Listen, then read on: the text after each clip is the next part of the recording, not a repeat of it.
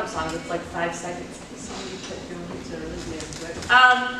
I'm Lindsay, like you said. I teach at Brookfield East High School, which is a suburb of Milwaukee. Brookfield is. I've only been advising journalism for 2 years. So when Patrick brought up the Inspire talks, I was like, oh, that would be so great to watch. And then he said, no, you're giving one too. I went, no, but I don't really have anything to talk about. He said, yep, you do, figure it out. So what I decided I would talk to you guys about, instead of the different journalism skills that everybody else has discussed this week, I'm going to talk to you a little bit about how I approach kind of all the work that I do and how I think that you should approach your program. So as a stereotypical millennial, I kind of go into a situation knowing that I won't be in that situation or in that workplace for an extended period of time, in the same way that you are only going to be part of your program probably for those 4 years, right? So you need to think about, in addition to what you're doing while you're there, you need to think about the legacy that you're leaving behind, which is kind of how I approach any situation that I'm in. So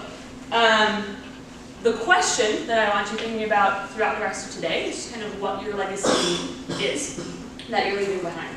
I don't know how many Hamilton fans we have out there, yes. but one of my favorite lines from the show is at the end when he's kind of contemplating his life. He says, legacy, what's a legacy? It's planting seeds in the garden you never get to see. And so it's kind of what you should think about, in the same way that we heard that sometimes we don't know the outcome of our work. So that counts both with those stories you're writing, the things that you're creating, but then also those relationships you're building, right? You don't necessarily see what that legacy is in the same way that Lynn discussed that in the show. So in journalism, it's true that yes, as a journalist, you're only as good as your last story, your last photo, but I would add on there that you're only as good as your last human interaction that you have. So if you think back to what those counselors talked to you about on Sunday night, they talked to you about their journalism experience, how they've been impacted by journalism. Some of them talked a little bit about the content they created, but most of their stories were about interactions they had with other people, right? As instructors have told you stories throughout the week of students that they've worked with in the past, they've talked a little bit about content, but they've also talked about those relationships that they've had with those students and ways that they've seen them go on to impact others throughout the rest of their lives. So you need to think about whether you're using your skills just to generate better content or whether you're using them to better your relationships. So you need to be that positive force on your staff, right? You need to be celebrating things, you need to be having fun with each other, building those relationships, but you also need to be the one who's driving the group forward, who's making sure there's that constant progress, that you're thinking about that legacy that your publication can leave as a whole, and that you're that positive force moving you forward. Doesn't necessarily mean you have more people on your staff, that you're publishing more frequently, that you're all becoming better versions of yourselves, and that you're doing that yourself as well. The stuff that you create is important, that content you generate is important, but you also need to remember that we work with people, not the product, that needs to be your priority, right? If you think about the purpose of journalism, it's not just to write really good stuff. It's not just to produce really good video. It's to impact lives of other people, and that's what you need to have in the back of your mind with all the decisions that you're making.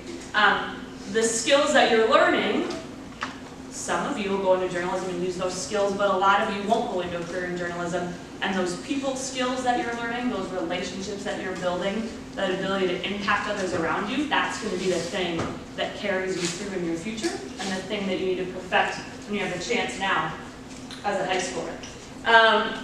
As you're working with people, we heard you need to pay attention to the pulse, right? So it's important when you're in an interview to pay attention to the pulse, that's where a good story is. But it's also when you're working on your staff, you need to pay attention to the pulse of your staff. What do you need at that time? You need to make sure that you're doing things that are necessary at that moment, not necessarily what you thought you would do. So you're paying attention to the pulse, you need to be flexible, you need to do stuff that matters then, not necessarily what your plan was. I'm a big planner. We were talking at dinner the other night that they all are really good at free time. I said, oh yeah, I made my calendar for next school year, and I made sure to schedule free time from this time to this time in the day. That's not free time if you say it's going to be from 6 to 9:30 when you go to bed. So that flexibility piece is something that I struggle with, being flexible And reacting to things, it's a scary thing, right? But you need to be okay with being scared. That's where your growth comes. That's where your program's going to grow when you're going into things that make you afraid. Because if you're afraid of those things, it probably means you care about those things. And that's where you're going to improve and where you're going to be proud of whatever it is that you create. How many of you are leaders in your publication? I would disagree and say that all of you should have your hands up because you're here, right? Your whole staff isn't here. You chose to take 4 days of your summer to sit in a class. And like, the last thing I want to do in the middle of my summer is be sitting in a school situation for like 12 hours a day. I can imagine that's how you feel too. So you all are leaders, whether you have a title or not. And as a leader, you need to think about what are your strengths, what are your passions, what are those things you care about. Because that's where you're going to find your truth, right? Your why. Side note, there was, when I Googled all names, like there were nice pictures, and then when I Googled this lovely human's name, there was like this mugshot of some random other dude with that name. I was like, oh, should I use that picture? I decided not to. I went with this one, so you didn't get confused. So you need to think about that why. Okay, your why being part of your journalism program, because again, probably it's not, oh, I just want to write a really good story. There's something else drawing you there. So what is that why? And once you have that why, you need to find other people to help you move that why forward. And again, like I said at the beginning, I don't feel like I have all this wealth of knowledge when it comes to journalism, right? I've been advising 2 years. A lot of you have been involved in journalism longer than I have. But I knew that if I came here, I would grow personally, but I would also gain knowledge from all these people who are here who are way better at a lot of these things than I am, and that they'll help me drive my personal why forward, the why of my publication forward. Because you're all leaders, right, like I said, but you need to remember that leaders aren't good because they're right.